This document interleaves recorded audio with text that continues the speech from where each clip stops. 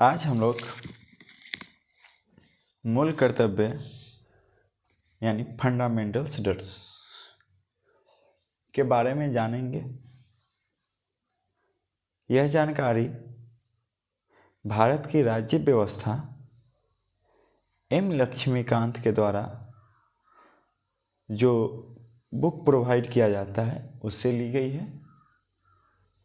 एक एक बातों को हम समझेंगे और विस्तार से इसके बारे में जानेंगे।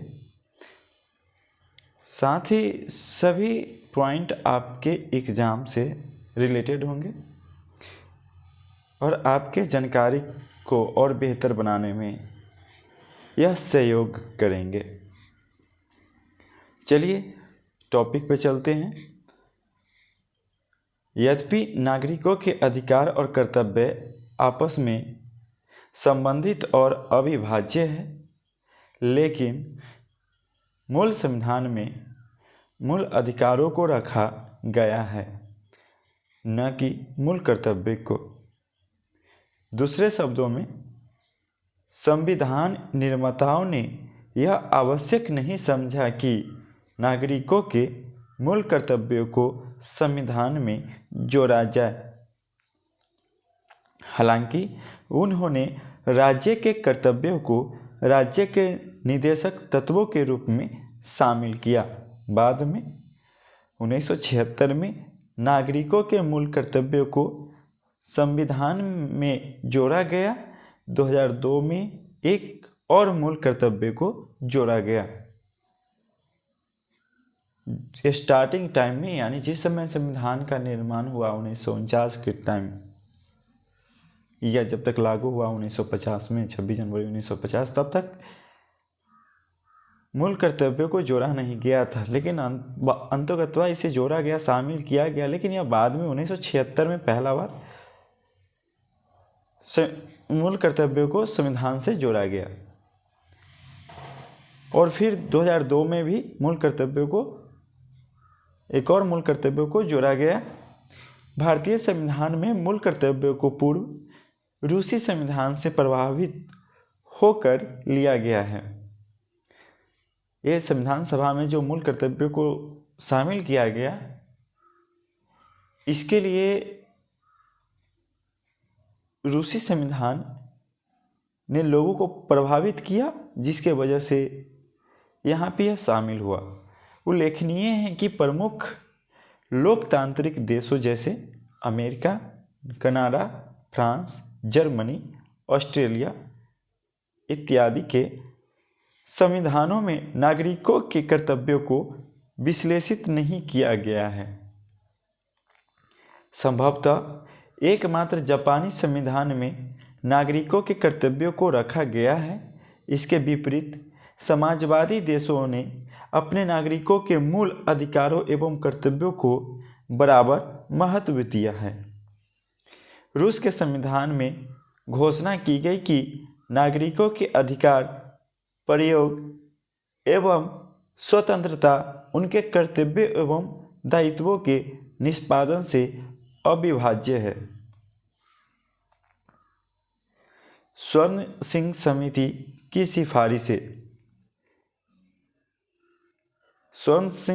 की सिफारिशें पर ही इसे मूल कर्तव्यों को शामिल किया गया था। तो हम इस चीज़ों को थोड़ा सा बारीकी से देख रहे हैं।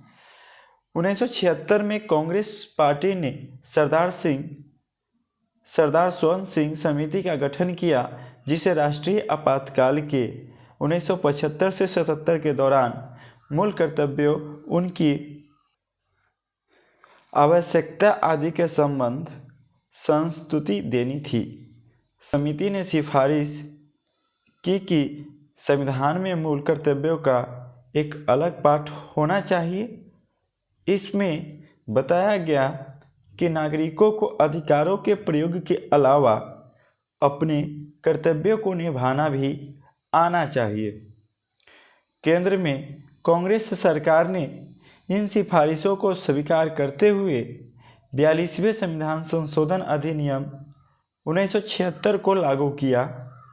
इसके माध्यम से संविधान में एक नए भाग 4 क को जोड़ा गया। इस नए भाग में केवल एक अनुच्छेद था और वह अनुच्छेद 51 क था, जिसमें पहली बार नागरिकों के 10 मूल कर्तव्यों का विशेष उल्लेख किया गया। सत्तारूढ़ कांग्रेस पार्टी ने घोषणा की कि संविधान में मूल कर्तव्यों को न जोड़ा जाना ऐतिहासिक भूल थी और दावा किया कि जो काम संविधान निर्माता नहीं कर पाए उसे अब किया गया है। यद्यपि स्वर्ण सिंह समिति ने संविधान में 8 मूल कर्तव्यों को जोड़े जाने का सुझाव दिया था, लेकिन 42वें संविधान संशोधन अधिनियम 1976 द्वारा 10 मूल कर्तव्यों को जोड़ा गया। समिति द्वारा दी गई कुछ सिफारिशों को कांग्रेस पार्टी द्वारा स्वीकार नहीं किया गया और इन्हें संविधान में शामिल नहीं किया गया। इनमें शामिल है: पहला, संसद किसी आर्थिक दंड या सजा का प्रावधान तब कर सकती है जब कोई किसी कर्तव्य के अनुपालन से इनकार कर दे। दूसरा, मूल अधिकारों के लागू करने के आधार या मूल कर्तव्यों के अरुचिकर होने के आधार पर कोई भी कानून इस तरह का अर्थ, दंड या सजा लगाने का प्रावधान अदालत द्वारा नहीं करेगा। तीसरा, कर अदायगी भी नागरिकों का मूल कर्तव्य होना चाहिए। कर का मतलब यह होता है जब कोई व्यक्ति किसी से कर्ज लेता है तो उसको चुकाने की भी नागरिकों का मूल कर्तव्य होना चाहिए। मूल कर्तव्यों की सूची। अनुच्छेद 51 क के अनुसार भारत के प्रत्येक नागरिक का कर्तव्य होगा कि वह पहला, संविधान का पालन करे और अपने और उसके आदर्शों, संस्थाओं, राष्ट्रध्वज और राष्ट्रगान का आदर करे। दूसरा, स्वतंत्रता के लिए हमारे राष्ट्रीय आंदोलन को प्रेरित करने वाले उच्च आदर्शों को हृदय में संजोए रखे और उनका पालन करे। तीसरा, भारत की संप्रभुता, एकता और अखंडता की रक्षा करे और उसे अक्षुण्ण रखे। चौथा, देश की रक्षा करे और आहन किए जाने पर राष्ट्र की सेवा करे। पाँचवां, भारत के सभी लोगों में समरसत्ता और समान भ्रातृत्व की भावना का निर्माण करे, जो धर्म, भाषा और प्रदेश या वर्ग आधारित सभी भेदभाव से परे हो। ऐसी प्रथाओं का त्याग करे जो स्त्रियों के सम्मान के विरुद्ध हो। छठा, हमारी सामाजिक संस्कृति की गौरवशाली परंपरा का महत्व समझे और उसका परिरक्षण करे। सातवां, प्राकृतिक पर्यावरण की, जिसके अंतर्गत वन, झील, नदी और वन्य जीव है, रक्षा करे और उसका संवर्धन करे तथा प्राणी मात्र के प्रति दया भाव रखे। आठवां, वैज्ञानिक दृष्टिकोण, मानववाद और ज्ञानार्जन तथा सुधार की भावना का विकास करे। नौवां, सार्वजनिक संपत्ति को सुरक्षित रखे और हिंसा से दूर रहे। 10वां, व्यक्तिगत और सामूहिक गतिविधियों के सभी क्षेत्रों में उत्कर्ष की ओर बढ़ने का सतत प्रयास करे, जिससे राष्ट्र निरंतर बढ़ते हुए प्रयत्न और उपलब्धियों की नई ऊंचाइयों को छू ले। 11वां, 6 से 14 वर्ष तक की उम्र के बीच अपने बच्चों को शिक्षा के अवसर उपलब्ध कराना। यह कर्तव्य 86वें संविधान संशोधन अधिनियम 2002 के द्वारा जोड़ा गया है। मूल कर्तव्यों की विशेषताएं। निम्नलिखित बिंदुओं को मूल कर्तव्यों की विशेषताएं के संदर्भ में उल्लिखित किया जा सकता है। पहला, उनमें से कुछ नैतिक कर्तव्य है जो नैतिक कर्तव्य है तो कुछ नागरिक उदाहरण के लिए स्वतंत्रता संग्राम के उच्च आदर्शों का सम्मान एक नैतिक दायित्व है, जबकि राष्ट्रीय ध्वज एवं राष्ट्रीय गान का आदर करना नागरिक कर्तव्य है।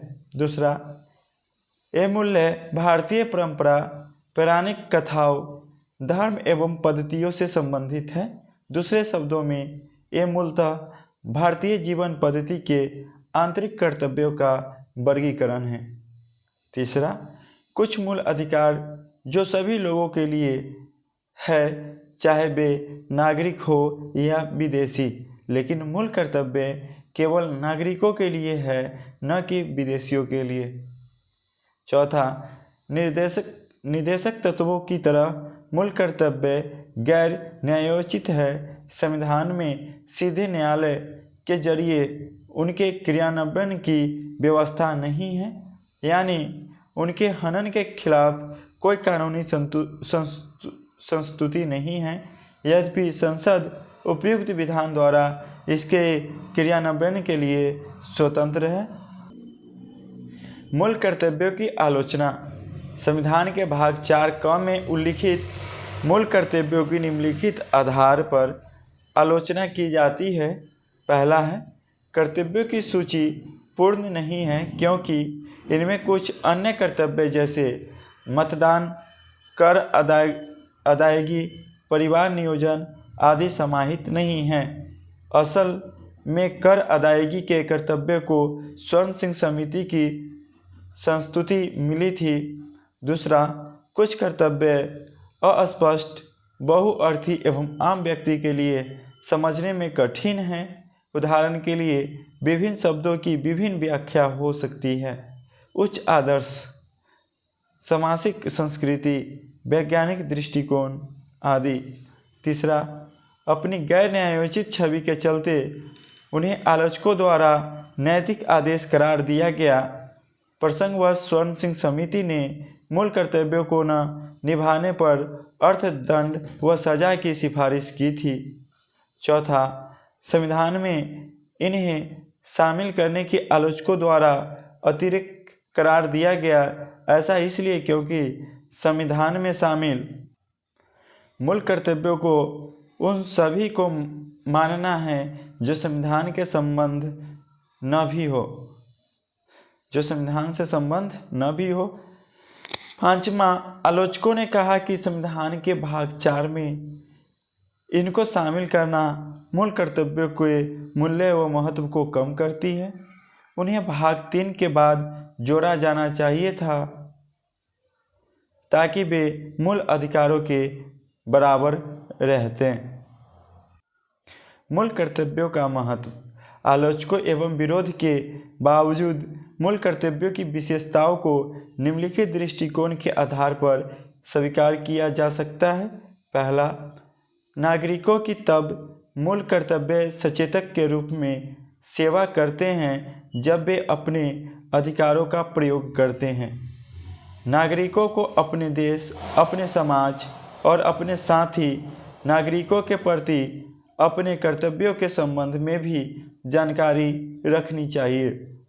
दूसरा, मूल कर्तव्य राष्ट्र विरोधी एवं समाज विरोधी गतिविधियों जैसे राष्ट्रध्वज को जलाने, सार्वजनिक संपत्ति को नष्ट करने के खिलाफ चेतावनी के रूप में करते हैं।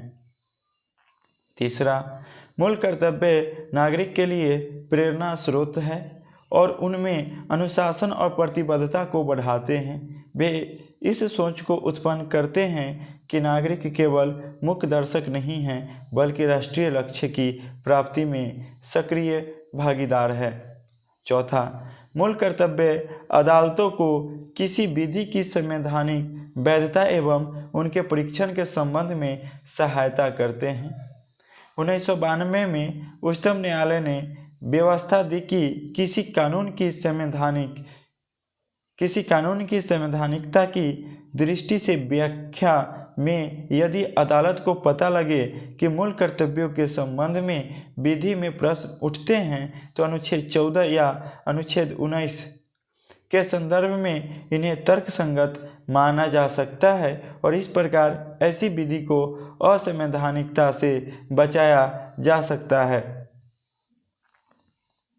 पांचवा है मूल कर्तव्य विधि द्वारा लागू किए जाते हैं।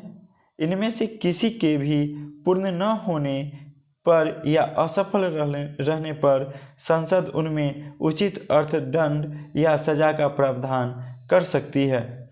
तत्कालिक विधि मंत्री HR गोखले ने संविधान लागू होने से 26 वर्षों बाद मूल कर्तव्यों को शामिल करने के निम्नलिखित कारण बताए।